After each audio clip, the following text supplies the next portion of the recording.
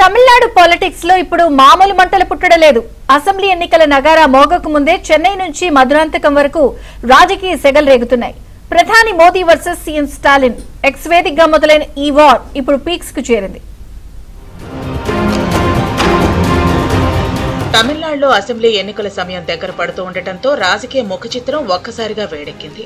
మధురాంతకంలో అడుగుపెట్టిన ప్రధాని నరేంద్ర మోదీ డీఎంకే కోటపై రాజకీయ బాణాలు ఎక్కుపెట్టారు. డీఎంకేను అవినీతి, మాఫియా, క్రైమ్ ప్రభుత్వంగా అభివర్ణిస్తూ సంచలన వ్యాఖ్యలు చేశారు. డీఎంకే ప్రభుత్వ నిష్క్రమణకు కౌంట్ డౌన్ ప్రారంభమైందన్న మోదీ డబుల్ ఇంజన్ సర్కారుతోనే తమిళనాడు భవిష్యత్తు మారుతుందని తెలిపారు.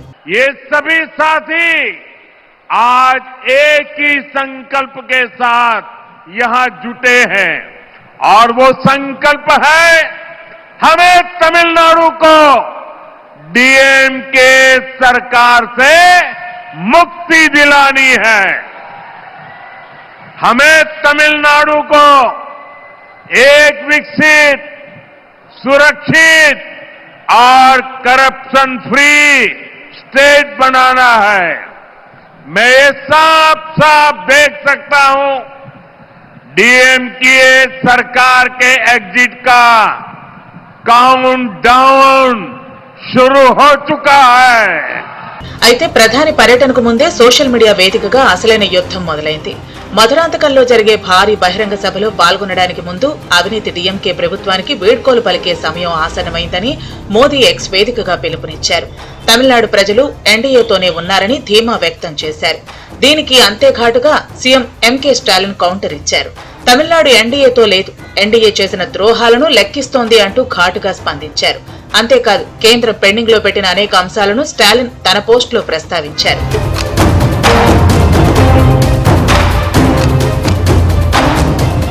అనంతరం మన్రేగా పేరును జీరాంజీగా మారుస్తూ కేంద్రం తీసుకున్న నిర్ణయాన్ని సవాల్ చేస్తూ స్టాలిన్ సర్కార్ సంచలన తీర్మానం ప్రవేశపెట్టింది. మోదీ పర్యటనకు కొన్ని గంటల ముందే ఉపాధి హామీ పథకానికి మహాత్మాగాంధీ పేరునే కొనసాగించాలని, నిధుల కేటాయింపులో రాష్ట్రాల హక్కులను కాలరాయవద్దని డిమాండ్ చేస్తూ అసెంబ్లీలో తీర్మానాన్ని ఆమోదించింది.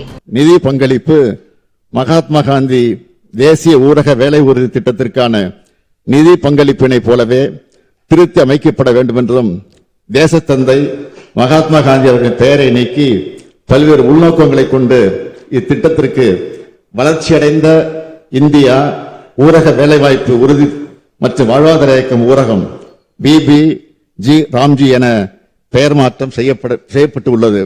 மகாத்மா காந்தி அவர்கள் இந்த தேசத்திற்கு வகுத்து தந்த கொள்கைகளையும் வழிகாட்டிய பாதையையும் எப்போதும் நினைவுகூரும் வகையில் இத்திட்டம் மகாத்மா காந்தி பெயரிலேயே தொடர வேண்டும் என்றும் ஒன்றிய அரசை இப்பேரவை ஒருமனதாக வலியுறுத்துகிறது.